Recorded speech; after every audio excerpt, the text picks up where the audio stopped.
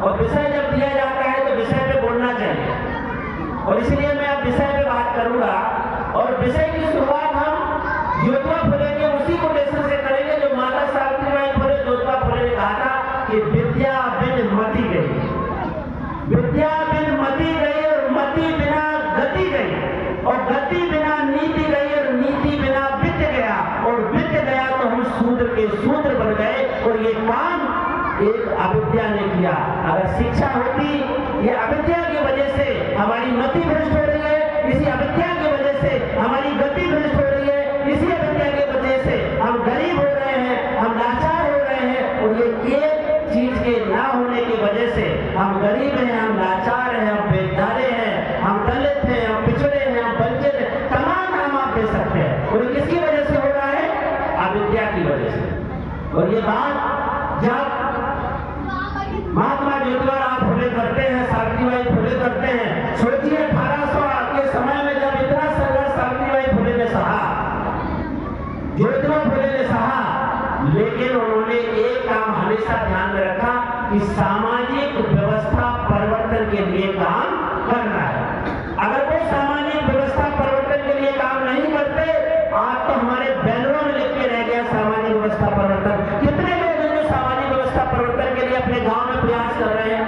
कितने लोग हैं जो अपने गांव में व्यवस्था परिवर्तन या सामाजिक नीतियों में सहभागिता करते हैं? टाइम ही नहीं है साहब, दिन रात ताश खेलेंगे, जुआ खेलेंगे, शराब पिएंगे, लेकिन व्यवस्था की बातें, सामाजिक परिवर्तन की बातें करने के लिए टाइम ही नहीं है।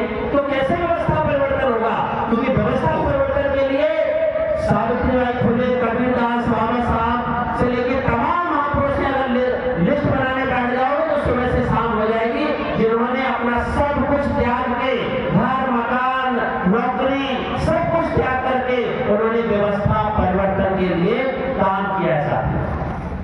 और तमाम हम लोग ये व्यवस्था परिवर्तन के लिए यहाँ पे बैठे हैं। और ये व्यवस्था परिवर्तन के लिए गोहर गांव में बहुत ऐतिहासिक गांव है। आदरणीय बाबा जी यहाँ पे बैठे हैं, और हमें याद है कि कांशीराम साहब का जब कारवा चलता था व्यवस्था परिवर्तन के लिए, तो इस कारवा का गवाह ये गोहर गांव भी रहा है सर। और हमें आज दुख होता है कि एक जमाना वो था जब हमारे नेता साइकिलों से चला करते थे, तब पूरा गांव इकट्ठा होकर उनको सुना करता था। और आज तमाम फोर व्हीलरों से लोग आते हैं और लोग नहीं मिलते हैं। क्यों? क्योंकि व्यवस्था परिवर्तन का काम ही नहीं हो रहा है। नेता लोगों को बुरा लग सकता है, मैं माफी चाहूंगा, लेकिन सवाल जायज है और ये बात सुनना पड़ेगी। आज नेता फोर व्हीलर से उतर के वोट मांगता है और पैर छूने आ जाता है कि साहब वोट दे दो। और एक जमाना था जब मानवर साहब, तमाम लोग व्यवस्था परिवर्तन की बात को लेकर के साइकिल से चला करते थे, तो लोग नोट भी देते थे और लोग वोट भी देते थे। आज वो नोट नहीं दे रहे, वो वोट नहीं दे रहे, तो लोग जाकर के वहां नोट दे रहे हैं और वोट लेने यहाँ आ जाते हैं। और ये काम सब में किसी भी पार्टी से छुपा नहीं है।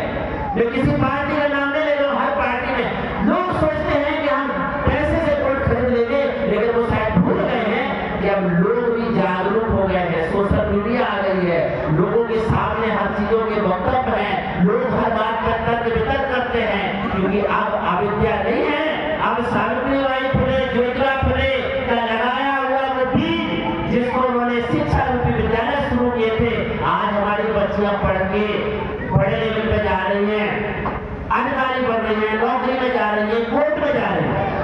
यहाँ एडवोकेट श्री वर्मा, लिखत वर्मी ने अपनी बात रखी। आप सोचिए कि आज वो दौर आ गया है जब कोर्ट में खड़े होकर जज के सामने आंख में आंख मिला के हमारी लड़की बात करती है, हमारे समाज की बहन बेटी बात करती है कि साहब न्याय होना चाहिए। अगर आपने जजमेंट सही नहीं दिया तो डिस्ट्रिक्ट कोर्ट में अगर आप हमें हराओगे तो हाई कोर्ट चले जाएंगे, हाई कोर्ट में भी नहीं सुने जाओगे तो सुप्रीम कोर्ट चले जाएंगे। ये ताकत उसी शिक्षा के कारवा ने और बाबा साहब अम्बेडकर के लिए संविधान ने दिया। और इसी संविधान की बदौलत इस देश में लोगों को सम्मान मिला है। अगर लोगों को अधिकार मिले हैं तो सम्मान से मिले हैं। इस देश में, इस प्रदेश में बनने वाले राम मंदिर का भी निर्णय इसी संविधान से आया है। तो इसको भूलना नहीं है कि संविधान ही हमारे देश की सर्वोपरि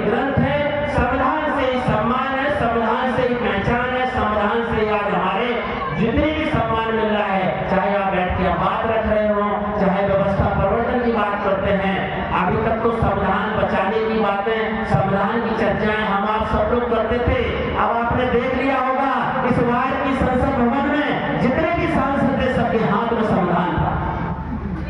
इन महापुरुषों के त्याग की ताकत है, जिनके त्याग और समर्पण को आज हम चर्चा कर रहे हैं। और आज हमारे लोगों को उनकी चर्चाएं सुनने का समय नहीं है। हमें लगता है कि इस पर विचार करने की जरूरत है, वरना सामाजिक व्यवस्था परिवर्तन का कारवा अधूरा रह जाएगा साथ। और ये बात हम नहीं कह रहे, ये बात मानवर कांशीराम साहब ने भी कहा था कि राजनीति चले न चले, विधायक की सांसद ही बने न बने, लेकिन ये सामाजिक परिवर्तन का कारवा नहीं रुकना चाहिए। और आज हम वही देख रहे हैं, हस्त्र भी देख रहे हैं कि सामाजिक परिवर्तन का कारवा कहीं न कहीं रुक रहा है। कमलेश जी से लगातार बात कर रहे थे, उनके सभी पूरे पदाधिकारियों ने जो मेहनत किया वो परेशान थे कि हम कार्यक्रम रख रहे हैं, लोगों के पास जा रहे हैं, 20 गांव 10 गांव 25 गांव में उन्होंने जाकर के मैसेज दिया है कि हमने ये कार्यक्रम रखा है। हम मानते हैं कि तमाम मजबूरियां होंगी कि नहीं आ पाए, अगर यही ऑर्केस्ट्रा का प्रोग्राम लगा देते तो यार जगह नहीं मिलती लोगों की बैठने।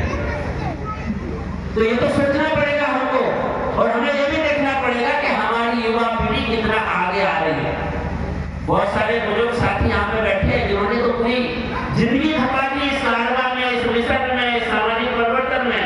अब आने वाली पीढ़ी अगर मिशन और परिवर्तन के लिए काम नहीं करेगी तो हस्त्र वही होगा, हम जहाँ से चले थे वहीं पर पहुंच जाएंगे।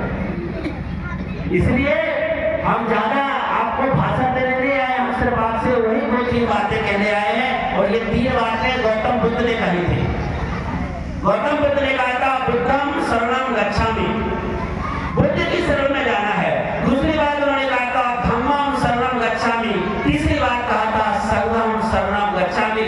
उन्हीं 3 बातों को उठाते हुए बाबा साहब डॉक्टर अम्बेडकर ने कहा था एजुकेट, एजिटेट, देन ऑर्गेनाइज। उन्हीं बातों से बुद्धम धम्मम संघम से उठाते हुए उन्होंने कहा था कि शिक्षित करो, संगठित हो और संघर्ष करो।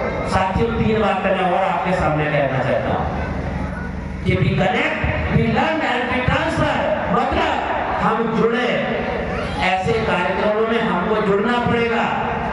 वी कनेक्ट, हम जुड़े, वी लर्न, हम सीखे, और वी ट्रांसफर, हम जाकर के लोगों में बदलाव लाने का काम करें, तभी सामाजिक परिवर्तन का और सामाजिक व्यवस्था परिवर्तन का कार्य पूरा हो सकता है। और जाते जाते इस देश के संविधान निर्माता बाबा साहब अम्बेडकर ने भी अपनी बातें कही थी कि ये मेरे शोषित गरीब भाइयों, ये मेरे शोषित गरीब भाइयों, मैंने तुम्हारे लिए जो कुछ भी किया है, बेहद मुसीबतों, अत्यंत दुखों और तकलीफों का सामना करते किया हुआ है। अगर हो सके तो इस कारवा को आगे बढ़ाना, वरना किसी भी कीमत में इस कारवा को पीछे नहीं जाने देना। तभी हम असली मायने में सामाजिक व्यवस्था परिवर्तन के लिए काम कर सकते हैं। हम तो इन जैसे महापुरुषों से जो सीख लिया है, आपके संघर्ष को, आपके जुनून को, आपके त्याग को हम आगे बढ़ाने के लिए खुद को आगे ला करके दिन रात काम कर रहे हैं। इसीलिए क्योंकि ये आप लोगों की मेहनत, आप लोगों का त्याग बर्बाद नहीं जाना चाहिए। चाहे कोई सही, वो लोग बोलते हैं ना कि हो गई है पीर पर्वत सी पिघलनी चाहिए, और आज हिमालय से फिर एक नई गंगा निकलनी चाहिए।